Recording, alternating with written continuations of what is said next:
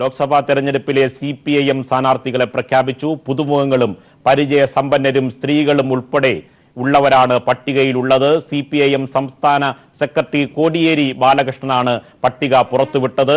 ഉപതെരഞ്ഞെടുപ്പ് നേരിടാൻ MLA-മാർ തയ്യാറെന്നും പാർലമെന്റിൽ LDF-ന്റെ അംഗസംഖ്യ വർദ്ധിപ്പിക്കുമെന്നും കോടിയേരി.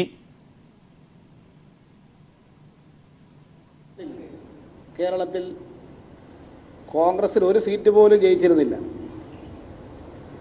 ആ 2004 കേന്ദ്രത്തിൽ BJP-യെ താഴത്തിറക്കി ഒരു മതനിരപേക്ഷ സർക്കാർ രൂപീകരിക്കാൻ കഴിഞ്ഞത്.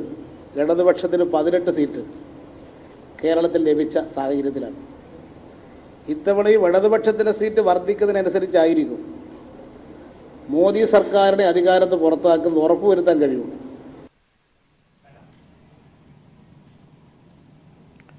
സ്ഥാനാർത്ഥി പട്ടികയാണ് CPIM-ന്റെ സംസ്ഥാന സെക്രട്ടറി കോടിയേരി ബാലകൃഷ്ണൻ അല്പം മുമ്പ് AKG സെന്ററിൽ പ്രഖ്യാപിച്ചത്. പട്ടിക സംബന്ധിച്ച വിശദ വിവരങ്ങളുമായി ജീവൻ ചേരുന്നു. എന്താണ് കൂടുതൽ വിശദാംശങ്ങൾ? നിർവൻ, പരിചയസമ്പന്നർ, സ്ത്രീകൾ, ജനപ്രതിനിധികൾ, സിറ്റിംഗ് MP-മാർ, ഒപ്പം പുതുമുഖങ്ങൾ സമീകൃതമായ ഒരു സ്ഥാനാർത്ഥി പട്ടികയാണ് CPIM ലോക്സഭയിലേക്ക് അവതരിപ്പിച്ചിരിക്കുന്നതെന്ന് വിമർശകർക്ക് പോലും തുറന്നു സമ്മതിക്കും വിധത്തിലുള്ള ഒരു പാനലാണ് CPIM അവതരിപ്പിച്ചിരിക്കുന്നത്. മുൻ തൃക്കരിപ്പൂർ MLA-യും കാസർഗോഡ് മുൻ ജില്ലാ സെക്രട്ടറിയുമായ KP സതീഷ് ചന്ദ്രനാണ് കാസർകോട്ടെ LDF-ന്റെ സ്ഥാനാർത്ഥി. കണ്ണൂരിൽ സിറ്റിംഗ് MP-യും മുതിർന്ന കേന്ദ്ര കമ്മിറ്റി അംഗവുമായ PK ശ്രീമതി ടീച്ചറാണ് ജനവിധി തേടുന്നത്. കണ്ണൂർ ജില്ലാ സെക്രട്ടറിയും കേരള നിയമസഭയിലെ റെക്കോർഡ് ഭൂരിപക്ഷത്തിന്റെ ഉടമയുമായ കരുത്തനായ നേതാവ് കണ്ണൂർ ജില്ലാ സെക്രട്ടറി P ജയരാജൻ വടകരയിൽ മാറ്റുരയ്ക്കുന്നു. കോഴിക്കോടിന്റെ സൗമ്യ സാന്നിധ്യവും MLA-യും സംസ്ഥാന കമ്മിറ്റി അംഗവും മുൻ യുവജന നേതാവുമായ A പ്രദീപ് കുമാറിനെയാണ് കോഴിക്കോട് മണ്ഡലം തിരികെ പിടിക്കാൻ CPIM ചുമതലപ്പെടുത്തിയിരിക്കുന്നത്. പൊന്നാനിയിൽ നിലമ്പൂർ MLA-ആയ PV അൻവർ ഇടതു സ്വതന്ത്രനായി ജനവിധി തേടും. മലപ്പുറത്ത് SFI അഖിലേന്ത്യാ പ്രസിഡന്റ് VP സാനു എന്ന പുതുമുഖം ഇടത് ടിക്കറ്റിൽ മത്സരിക്കും. പാലക്കാട്, ആലത്തൂർ, ചാലക്കുടി എന്നിവിടങ്ങളിൽ യഥാക്രമം MP രാജേഷും ഡോക്ടർ PK ബിജുവും സിനിമാ താരം ഇന്നസെന്റും വീണ്ടും ജനവിധി തേടും. മൂവരും സിറ്റിംഗ് MP-മാരാണ്. CPIM സംസ്ഥാന സെക്രട്ടേറിയറ്റ് അംഗവും ദേശാഭിമാനി പത്രത്തിന്റെ ചീഫ് എഡിറ്ററുമായ P രാജീവ് എറണാകുളത്ത് സ്ഥാനാർത്ഥിയാവും. മുൻ രാജ്യസഭാ അംഗമെന്ന നിലയിൽ പാർലമെന്ററി പ്രവർത്തനത്തിലെ രാജീവിന്റെ മികവാണ് CPIM-നെ പ്രധാനമായും പരിഗണിച്ചത്. നിലവിലെ MP അഡ്വക്കേറ്റ് ജോയ്സ് ജോർജ് തന്നെയാണ് ഇടുക്കിയിൽ ഇടതു സ്വതന്ത്രനായി വീണ്ടും ജനവിധി തേടുന്നത്. കോട്ടയം തിരികെ പിടിക്കാൻ മുൻ കോട്ടയം MLA-യും ജില്ലാ സെക്രട്ടറിയുമായ VN വാസവനെയാണ് ഇടതുമുന്നണി കളത്തിലിറക്കുന്നത്. തെരഞ്ഞെടുപ്പ് പോരാട്ടത്തിൽ എവിടെയും പരാജയം അറിഞ്ഞിട്ടില്ലാത്ത ജയൻ കില്ലറായ അഡ്വക്കേറ്റ് AM ആരിഫിനെയാണ് ആലപ്പുഴ വീണ്ടെടുക്കാനുള്ള ചുമതലയുമായി LDF കളത്തിലിറക്കുന്നത്. ആറന്മുള MLA-യും പ്രമുഖ മാധ്യമ പ്രവർത്തകയുമായ വീണ ജോർജാണ് പത്തനംതിട്ടയിലെ ഇടതുമുന്നണിയുടെ വജ്രായുധം. CPIM സംസ്ഥാന സെക്രട്ടേറിയറ്റ് അംഗവും മുൻ രാജ്യസഭാ അംഗവുമായ KN ബാലഗോപാലിനെയാണ് കൊല്ലം വീണ്ടെടുക്കാനുള്ള നിയോഗവുമായി CPIM കളത്തിലിറക്കുന്നത്. ആറ്റിങ്ങലിൽ ഡോക്ടർ A സമ്പത്ത് തന്നെ വീണ്ടും തെരഞ്ഞെടുപ്പ് ഗോതയിൽ മാറ്റുരയ്ക്കും. പട്ടികയിലെ ഏക കേന്ദ്ര കമ്മിറ്റി അംഗവും പ്രമുഖ വനിതാ നേതാവുമായ PK ശ്രീമതി ടീച്ചറാണ് CPIM പട്ടികയിലെ ഏറ്റവും സീനിയറായ നേതാവെന്നത് തീർച്ചയായും പൊതുവിൽ വനിതകളോട് LDF പുലർത്തുന്ന ഒരു ഐക്യദാർഢ്യത്തിന്റെ കൂടി പ്രകടനമായി മാറുകയാണ്. എന്തായാലും മാധ്യമപ്രവർത്തക ചോദ്യങ്ങൾക്കെല്ലാം വളരെ കൃത്യവും സംക്ഷിപ്തവുമായ മറുപടിയാണ് CPIM-ന്റെ പാനൽ അവതരിപ്പിച്ചുകൊണ്ട് സംസാരിച്ച കോടിയേരിയിൽ നിന്നുണ്ടായത്. MLA-മാർ നിരവധി പേർ തെരഞ്ഞെടുപ്പിൽ മത്സരിക്കുന്നുണ്ടല്ലോ എന്ന ചോദ്യം വന്നപ്പോൾ ഉപതെരഞ്ഞെടുപ്പ് നേരിടാൻ LDF തയ്യാറാണ്. MLA-മാർ മത്സരിക്കുന്നത് ആദ്യമായിട്ടല്ലെന്നും പാർലമെന്റിൽ ഇടതുപക്ഷത്തിന്റെ അംഗസംഖ്യ വർദ്ധിക്കണമെന്നും കോടിയേരി കൂട്ടിച്ചേർത്തു. P ജയരാജൻ കേസിൽ പ്രതിയായ ആളാണ് എന്ന തരത്തിലുള്ള ചോദ്യങ്ങൾ മാധ്യമപ്രവർത്തകരുടെ ഭാഗത്തു നിന്നുണ്ടായപ്പോൾ ഒരു കേസിൽ പോലും ശിക്ഷിക്കപ്പെട്ടിട്ടില്ലാത്ത P ജയരാജൻ അക്രമ രാഷ്ട്രീയത്തിന്റെ ജീവിക്കുന്ന രക്തസാക്ഷിയാണെന്ന് അദ്ദേഹം പറഞ്ഞു. കുമ്മനമല്ല, നരേന്ദ്രമോദി നേരിട്ട് വന്ന് തിരുവനന്തപുരത്ത് മത്സരിച്ചാലും BJP തിരുവനന്തപുരത്ത് ജയിക്കില്ല. കേരളത്തിലെമ്പാടും ഇടതുപക്ഷവും കോൺഗ്രസും തമ്മിലാണ് പ്രധാനമായും മത്സരം നടക്കുന്നത് എന്നും അദ്ദേഹം കൂട്ടിച്ചേർത്തു. പ്രചരണം ഇന്നു മുതൽ തന്നെ ആരംഭിക്കും. വരും ദിവസങ്ങളിൽ മണ്ഡലം തെരഞ്ഞെടുപ്പ് കൺവെൻഷനുകൾ അടക്കം നടത്തിക്കൊണ്ട് മുൻപോട്ട് പോകാനാണ് ഇടത് ജനാധിപത്യ മുന്നണിയുടെ പദ്ധതി. എന്തായാലും UDF-ലും അതോടൊപ്പം NDA-യിലും സ്ഥാനാർത്ഥി നിർണയത്തിന്റെ പ്രാഥമികമായ ചർച്ചകൾ പോലും കഴിയാതിരിക്കുന്ന ഘട്ടത്തിൽ ഇടതു മുന്നണി മുഴുവൻ സ്ഥാനാർത്ഥികളെയും സംസ്ഥാനത്ത് പ്രഖ്യാപിച്ച് ഒരു വലിയ മേൽക്കൈ ഈ കാര്യത്തിൽ സ്ഥാനാർത്ഥി പ്രഖ്യാപനത്തിലൂടെ ഉണ്ടാക്കിയിരിക്കുകയാണെന്ന് നിസ്സംശയം പറയാനാവും. സ്ഥാനാർത്ഥി പ്രഖ്യാപനം സംബന്ധിച്ച് ഉള്ള വിശദാംശങ്ങളാണ് ജീവൻ നൽകിയത്. അതായത് വനിതാ പ്രാതിനിധ്യം, മുതിർന്ന പരിചയസമ്പന്നരായവർ, അതോടൊപ്പം തന്നെ പുതു തലമുറയിൽപ്പെട്ട പുതുമുഖങ്ങൾ, അങ്ങനെ സമഗ്രമായ ഒരു സ്ഥാനാർത്ഥി പട്ടികയാണ് ഇടതുമുന്നണി പുറത്തുവിട്ടിരിക്കുന്നത്. CPIM-ന്റെ 16-അംഗ പട്ടിക കൂടി പുറത്തു വന്നതോടുകൂടി ചിത്രം വ്യക്തമായി. ഒരു പടി കൂടി കടന്ന് മറ്റു മുന്നണികൾ സ്ഥാനാർത്ഥി പട്ടികയുടെ ചർച്ചകൾ ആരംഭിക്കുന്ന ഘട്ടം പോലും കടക്കുന്നതിന് മുമ്പ് ഇടതുമുന്നണി ചർച്ചകൾ മുഴുവൻ പൂർത്തിയാക്കി മുന്നണിയിൽ ഒരു അസ്വാരസ്യവുമില്ലാതെ സ്ഥാനാർത്ഥിയെ പ്രഖ്യാപിച്ചിരിക്കുന്നു. ഒന്നാം ഘട്ടത്തിൽ തെരഞ്ഞെടുപ്പിന്റെ അംഗത്തട്ടിൽ ഇടതുമുന്നണി ഇറങ്ങിയിരിക്കുന്നു. അതിലെ മേൽക്കൈ ഇടതുമുന്നണി നേടിയിരിക്കുന്നു. പരിചയസമ്പന്നരായിട്ടുള്ളവർ, മികച്ച പാർലമെന്റേറിയന്മാർ അടക്കം, വനിതകളുടെ പ്രാതിനിധ്യം അടക്കമുള്ള സമഗ്രമായ ഒരു പട്ടികയാണ് ഇടതുമുന്നണി പ്രഖ്യാപിച്ചിട്ടുള്ളത്. സമഗ്രമായ വിവരങ്ങൾ, സ്ഥാനാർത്ഥി പട്ടിക സംബന്ധിച്ച സമഗ്രമായ വിവരങ്ങളുമായി തിരുവനന്തപുരത്ത് നിന്ന് ദിനകർ ചേരുന്നു. ഇത് സംബന്ധിച്ചിട്ടുള്ള ജനങ്ങൾ അംഗീകരിക്കപ്പെടുന്ന തലയെടുപ്പുള്ള നേതാക്കളെ തന്നെയാണ് CPM ഇറക്കിയിരിക്കുന്നത്. ഇടതുപക്ഷത്തിന് മുൻതൂക്കം ലഭിക്കുന്ന തരത്തിലുള്ള സ്ഥാനാർത്ഥി പട്ടിക. ഇത് സംബന്ധിച്ചിട്ടുള്ള വിശദാംശങ്ങൾ ദിനകർ നൽകും. ദിനകർ, എന്താണ് ഇത് സംബന്ധിച്ചിട്ടുള്ള ഇടതുപക്ഷത്തിന് മേൽക്കൈ ലഭിക്കുന്ന ഈ പട്ടിക സംബന്ധിച്ചിട്ടുള്ള വിലയിരുത്തൽ?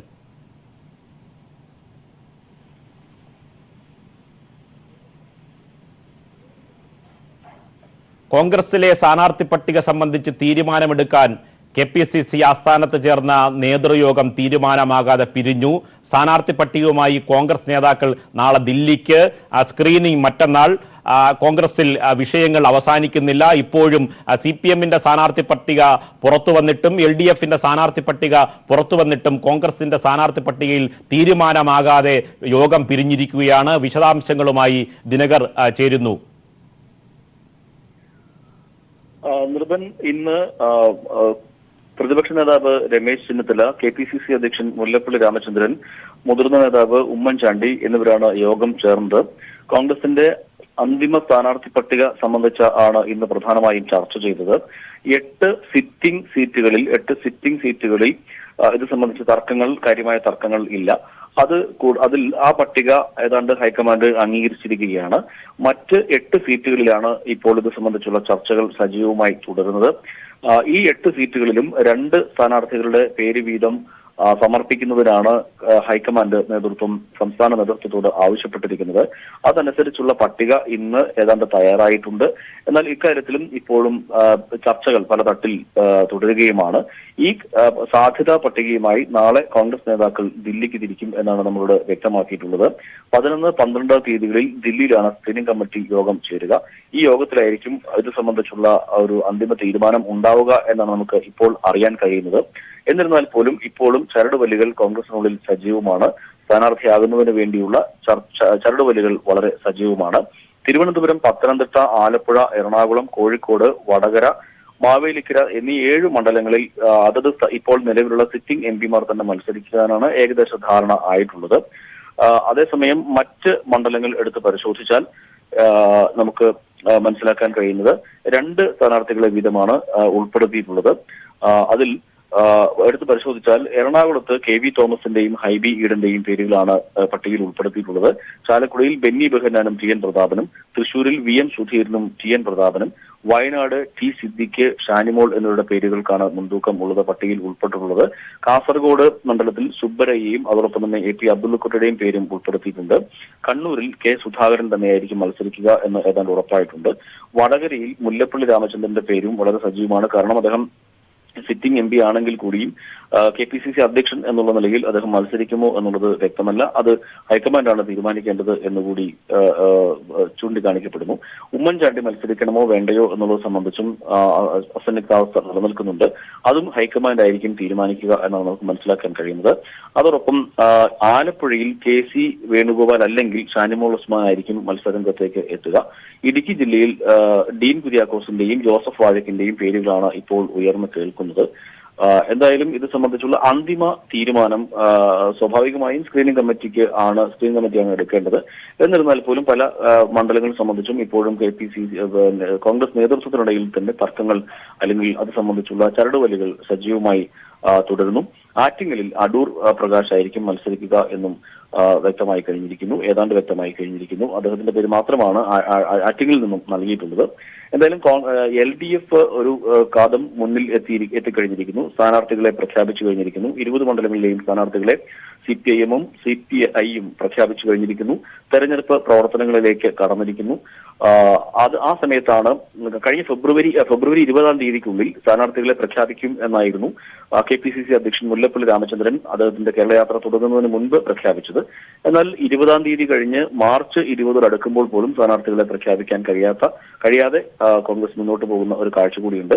തെരഞ്ഞെടുപ്പിന്റെ 1-ാം ഘട്ടത്തിൽ LDF മുന്നിലെത്തിയിരിക്കുന്നു. തെരഞ്ഞെടുപ്പ് പ്രവർത്തനത്തിലേക്ക് സ്ഥാനാർത്ഥികളെ പ്രഖ്യാപിച്ചുകൊണ്ട് തെരഞ്ഞെടുപ്പ് പ്രവർത്തനങ്ങളിലേക്ക് LDF കടന്നിരിക്കുന്നു എന്ന വസ്തുത കൂടി ഇപ്പോൾ നമുക്ക് ചൂണ്ടിക്കാട്ടാൻ കഴിയും. നിർമ്മൽ, വിശദാംശങ്ങൾ വ്യക്തമാണ് ദിനകർ.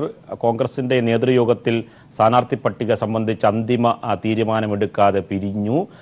ഇനി പട്ടികയുമായി നേതാക്കൾ നാളെ ദില്ലിയിലേക്ക് പോകും എന്നാണ് ഏറ്റവും പുതിയ വിവരം. സ്ക്രീനിംഗ് കമ്മിറ്റി, സ്ഥാനാർത്ഥി പട്ടിക സംബന്ധിച്ചിട്ടുള്ള സ്ക്രീനിംഗ് കമ്മിറ്റി മറ്റന്നാളാണ് ചേരുക. നിലവിൽ കോൺഗ്രസിൻ്റെ സ്ഥാനാർത്ഥി പട്ടിക സംബന്ധിച്ച് ഒരു അന്തിമ രൂപവും നൽകാൻ കേരളത്തിലെ കോൺഗ്രസിന് നിലവിൽ ഇതുവരെ ആയിട്ടില്ല എന്ന വിവരമാണ് ദിനകർ നൽകിയത്. ഇനിയൊരു ഇടവേള. മലപ്പുറത്ത് കുഞ്ഞാലിക്കുട്ടിയും പൊന്നാനിയിൽ ET മുഹമ്മദ് ബഷീറിനെയും മത്സരിപ്പിക്കാൻ ലീഗ് പ്രവർത്തക സമിതി യോഗം തീരുമാനിച്ചു. 3-ാം സീറ്റിൽ ലീഗ് വിട്ടുവീഴ്ച ചെയ്യും. പകരം ഒഴിവുവരുന്ന 2-ാം രാജ്യസഭാ സീറ്റ് വേണമെന്ന ലീഗ് ആവശ്യം കോൺഗ്രസ് അംഗീകരിച്ചു. വിവരങ്ങളുമായി ജോഷില ചേരുന്നു. അതായത് ആദ്യം മുസ്ലിം ലീഗ് നടത്തിയത് വെറും സമ്മർദ്ദ തന്ത്രം മാത്രമായിരുന്നു. 3-ാം സീറ്റ് എന്ന ആവശ്യത്തിൽ നിന്ന് ഇപ്പോൾ ലീഗ് പിന്നോട്ട് പോയിരിക്കുന്നു. പകരം ഒഴിവുവരുന്ന രാജ്യസഭാ സീറ്റ് നൽകാമെന്ന ഉറപ്പിൽ മുസ്ലിം ലീഗ് പിന്നോട്ട് പോയിരിക്കുന്നു. അത് അങ്ങനെയല്ലേ ഈ അവസരത്തിൽ കരുതേണ്ടിയിരിക്കുന്നത് ജോഷില? തീർച്ചയായും ലീഗ് ഒരു സമ്മർദ്ദതന്ത്രം പ്രയോഗിക്കുകയായിരുന്നു എന്ന് വേണം കരുതാൻ. ഇത്തവണ 3-ാം സീറ്റ് ആവശ്യപ്പെട്ടുകൊണ്ട് ലീഗ് ലോക്സഭാ തെരഞ്ഞെടുപ്പുമായി ബന്ധപ്പെട്ട് മുന്നോട്ട് വന്നപ്പോൾ ഇത് ഒരു സമ്മർദ്ദതന്ത്രം തന്നെ ആണോ എന്നുള്ള രീതിയിലുള്ള സംശയങ്ങൾ ഉയർന്നിരുന്നു. അത് യാഥാർത്ഥ്യമാണ് എന്ന് വെക്കുന്ന വിധത്തിലാണ് ഇപ്പോൾ ഒരു ഒത്തുതീർപ്പിലെത്തിയിരിക്കുന്നത്. നേരത്തെ തന്നെ 3-ാം ഘട്ട ചർച്ചയും പരാജയപ്പെട്ടു എന്ന രീതിയിലായിരുന്നു ലീഗ് ഇന്നലെ നടന്ന കോൺഗ്രസ് ലീഗ് ഉഭയകക്ഷി ചർച്ചയിൽ നിന്നും പിൻവാങ്ങിയത്. അതേസമയം തന്നെ യൂത്ത് ലീഗ് സംസ്ഥാന ക്യാമ്പിൽ 3-ാം സീറ്റ് ആവശ്യമാണെന്നും ശക്തമായ ആവശ്യം യൂത്ത് ലീഗ് പ്രവർത്തകർ ഉന്നയിച്ചിരുന്നു. ഇതിന്റെ ഭാഗമായി ഇവർക്ക് മറുപടി പറയാനാകാതെ ലീഗ് നേതൃത്വം വിഷമിക്കുന്ന ഘട്ടത്തിൽ ഈ ഒരു യൂത്ത് ലീഗിന്റെ പേരിലായിരുന്നു ഇന്നലെ അടക്കം ഈ സമ്മർദ്ദതന്ത്രം പ്രയോഗിച്ചത്. അതേസമയം തന്നെ യൂത്ത് ലീഗിന്റെ ആവശ്യത്തെ പാടെ തള്ളിക്കൊണ്ട് ലീഗ് നേതൃത്വം ഇപ്പോൾ കോൺഗ്രസിന് കീഴടങ്ങിയിരിക്കുകയാണെന്ന് വേണം പറയാൻ. ഒത്തുതീർപ്പിലെത്തിയിരിക്കുന്നു. അതേസമയം തന്നെ മറ്റൊരു രീതിയിൽ ഇതിനെ കാണുമ്പോൾ 2-ാം രാജ്യസഭാ സീറ്റ് അത് തങ്ങൾക്ക് വേണം, 2 രാജ്യസഭാ സീറ്റുകൾ തങ്ങൾക്ക് വേണം എന്നുള്ള രീതിയിലേക്ക് മാറിയിരിക്കുന്നു. ഇത് അനുവദിക്കണം എന്നുള്ള അവസ്ഥയിലേക്ക് എത്തിയിരിക്കുന്നു. അതേസമയം തന്നെ 3-ാം സീറ്റ് ആവശ്യമില്ല, അടുത്ത രാജ്യസഭാ സീറ്റ് തങ്ങൾക്ക് തരണം എന്നുള്ള രീതിയിൽ 2-ാം രാജ്യസഭാ സീറ്റ് കൂടി തങ്ങൾക്ക് തരണം എന്നുള്ള രീതിയിലേക്കാണ് ഒത്തുതീർപ്പിൽ എത്തിയിരിക്കുന്നത്. എന്തായാലും ഈ അവസരത്തിൽ ലോക്സഭാ തെരഞ്ഞെടുപ്പ് അടുത്ത അവസരത്തിൽ ലീഗ് ആ സമ്മർദ്ദതന്ത്രം വളരെ തന്ത്രപൂർവ്വം വിജയിപ്പിച്ചിരിക്കുന്നു എന്ന് വേണം പറയാൻ.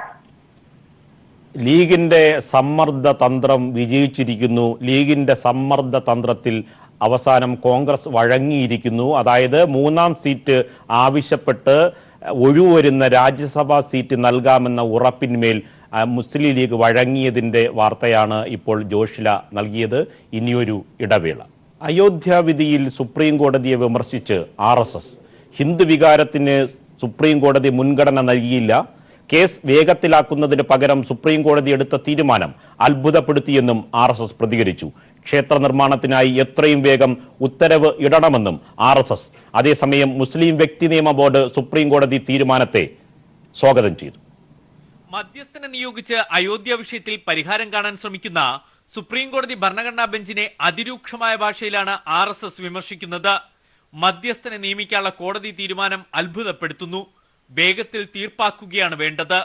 ഹിന്ദു വികാരത്തിന് സുപ്രീം കോടതി മുൻഗണന നൽകിയില്ല, തടസ്സങ്ങൾ നീക്കി എത്രയും വേഗം രാമക്ഷേത്ര നിർമ്മാണത്തിന് ഉത്തരവിടുകയാണ് വേണ്ടതെന്നും RSS ആവശ്യപ്പെട്ടു.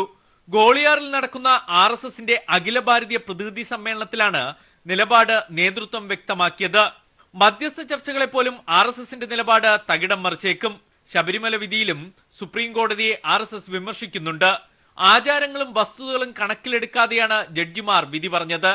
അതേസമയം മുസ്ലിം വ്യക്തി നിയമ ബോർഡ് അയോധ്യ വിഷയത്തിൽ സുപ്രീം കോടതി തീരുമാനത്തെ സ്വാഗതം ചെയ്തു. ഉചിതമായ തീരുമാനങ്ങളിലെത്താൻ മധ്യസ്ഥത സഹായിക്കുമെന്ന് വ്യക്തി നിയമ ബോർഡ് പറഞ്ഞു. News bureau, Delhi. 13,000 കോടി രൂപയുടെ വായ്പാ തട്ടിപ്പ് നടത്തി മുങ്ങിയ നീരവ് മോദി ലണ്ടനിലെന്ന് സ്ഥിരീകരണം. പുതിയ വേഷത്തിലാണ് ലണ്ടനിൽ ആഡംബര ജീവിതം നയിക്കുന്ന മോദിയുടെ വീഡിയോ ദൃശ്യങ്ങൾ ബ്രിട്ടീഷ് ദിനപത്രമായ ടെലിഗ്രാഫ് പുറത്തുവിട്ടു. കാവൽക്കാരൻ എന്ന് അവകാശപ്പെടുന്ന നരേന്ദ്രമോദി തന്റെ ചങ്ങാതികളെ സഹായിക്കുകയാണെന്ന് CPIM general secretary Sitaram Yechury കുറ്റപ്പെടുത്തി. ഇന്ത്യയിൽ നിന്ന് 1 വർഷം മുൻപ് മുങ്ങിയ നീരവ് മോദി ലണ്ടനിലെ വെസ്റ്റ് എൻഡിൽ സുഖജീവിതത്തിലാണെന്നാണ് അന്താരാഷ്ട്ര മാധ്യമമായ ടെലഗ്രാഫ് റിപ്പോർട്ട് ചെയ്തത്. 8 മില്യൺ യൂറോയുടെ അപ്പാർട്ട്മെന്റ്, പുതിയ വജ്രവ്യാപാരം, ഓൺലൈൻ ബാങ്ക് ഇടപാടുകൾക്ക് സർക്കാർ രേഖകൾ, വളർത്തുനായയുമായി വീട്ടിൽ നിന്ന് ഓഫീസിലേക്കുള്ള പതിവ് നടത്തം, ഇങ്ങനെ നീളുന്നു നീരവ് മോദിയുടെ ആഡംബര ജീവിതം. ബ്രിട്ടീഷ് മാധ്യമമായ ടെലഗ്രാഫിന്റെ റിപ്പോർട്ടർ നീരവ് മോദിയെ തെരുവിൽ പിന്തുടർന്ന് ചോദ്യങ്ങൾ ഉന്നയിച്ചെങ്കിലും പ്രതികരിക്കാൻ ഇല്ലെന്നായിരുന്നു മറുപടി. You owe a lot of people a lot of money, Mr. Modi. Sorry, no comment. No comment. We would very much like to know where you are. Sorry, no comment. ദൃശ്യങ്ങളിലുള്ള Nirav Modi ധരിച്ചിരിക്കുന്ന ഒട്ടകപ്പക്ഷിയുടെ തൊലി കൊണ്ടുള്ള കോട്ടിന്റെ വില 9 ലക്ഷം രൂപയോളമാണ്. ഇന്ത്യയിലെത്തിക്കാതെ നീരവ് മോദിയെ സഹായിക്കുന്നത് നരേന്ദ്രമോദിയാണെന്ന ആരോപണവുമായി പ്രതിപക്ഷവും രംഗത്തെത്തി. BJP സർക്കാരിനെ സ്യൂട്ട് ബൂട്ട് സർക്കാർ എന്ന് വിമർശിച്ചിരുന്ന രാഹുൽ ഗാന്ധി വിഷയം തെരഞ്ഞെടുപ്പിൽ പ്രചരണായുധമാക്കുമെന്ന് ഉറപ്പായി. കാവൽക്കാരൻ എന്നവകാശപ്പെടുന്ന നരേന്ദ്രമോദി തന്റെ ചങ്ങാതികളെ സഹായിക്കുകയാണെന്ന് CPIM ജനറൽ സെക്രട്ടറി സീതാറാം യെച്ചൂരിയും കുറ്റപ്പെടുത്തി. ഇന്റർപോൾ റെഡ് കോർണർ നോട്ടീസ് പുറപ്പെടുവിച്ച നീരവ് മോദിയെ വിട്ടുകിട്ടാൻ ഇന്ത്യ നൽകിയ അപേക്ഷ ബ്രിട്ടീഷ് ആഭ്യന്തര സെക്രട്ടറിയുടെ പരിഗണനയിലാണ്. ആവർത്തിച്ച് സന്ദേശങ്ങൾ അയച്ചിട്ടും ബ്രിട്ടനിൽ നിന്ന് അനുകൂല പ്രതികരണം ഉണ്ടായിട്ടില്ലെന്നാണ് കേന്ദ്ര സർക്കാർ ഏജൻസികളുടെ വിശദീകരണം. News bureau, Delhi. മുൻ മന്ത്രിയും CPM നേതാവുമായ VJ തങ്കപ്പൻ അന്തരിച്ചു. 87 വയസ്സായിരുന്നു. നെയ്യാറ്റിൻകരയിലെ വീട്ടിൽ വച്ച് ശനിയാഴ്ച രാത്രിയിലായിരുന്നു അന്ത്യം. 1987-91 കാലത്ത് നയനാർ മന്ത്രിസഭയിൽ തദ്ദേശ സ്വയംഭരണ വകുപ്പ് മന്ത്രിയായിരുന്നു. 1983 മുതൽ തുടർച്ചയായ 3 തവണ നിയമമണ്ഡലത്തിൽ നിന്ന് തിരഞ്ഞെടുക്കപ്പെട്ടു. 2006 നെയ്യാറ്റിൻകരയിൽ നിന്നും നിയമസഭയിലേക്ക് വിജയിച്ചു. നെയ്യാറ്റിൻകര മുനിസിപ്പൽ ചെയർമാൻ പദവിയും അലങ്കരിച്ചിട്ടുണ്ട്. 1983 ഉപതെരഞ്ഞെടുപ്പിലൂടെ അദ്ദേഹം ആദ്യമായി നിയമസഭാ അംഗമാകുന്നത്. Cable TV operators association Ernakulam ജില്ലാ കൺവെൻഷൻ കൊച്ചിയിൽ നടന്നു. COA സംസ്ഥാന general secretary KV Rajan convention ഉദ്ഘാടനം ചെയ്തു. കുത്തകളെ സഹായിക്കുന്നതിനായി ചെറുകിട കേബിൾ TV മേഖലയെ തകർക്കുന്ന നീക്കങ്ങളിൽ നിന്നും കേന്ദ്ര സർക്കാർ പിന്മാറണമെന്ന് അദ്ദേഹം ആവശ്യപ്പെട്ടു. ലോക്കൽ കേബിൾ TV ഓപ്പറേറ്റർമാർക്ക് പേ ചാനൽ കമ്പനികൾ നൽകുന്ന കമ്മീഷൻ വർദ്ധിപ്പിക്കണമെന്നും ഇലക്ട്രിക് പോസ്റ്റുകളുടെ വാടക കുറയ്ക്കണമെന്നും വാർഷിക വർധനവ് ഒഴിവാക്കണമെന്നും യോഗം പ്രമേയത്തിലൂടെ ആവശ്യപ്പെട്ടു. ഉപഭോക്താക്കൾക്കായി CEO ഏർപ്പെടുത്തിയ ഇൻഷുറൻസ് പദ്ധതിയുടെ ജില്ലാതല ഉദ്ഘാടനവും നടന്നു.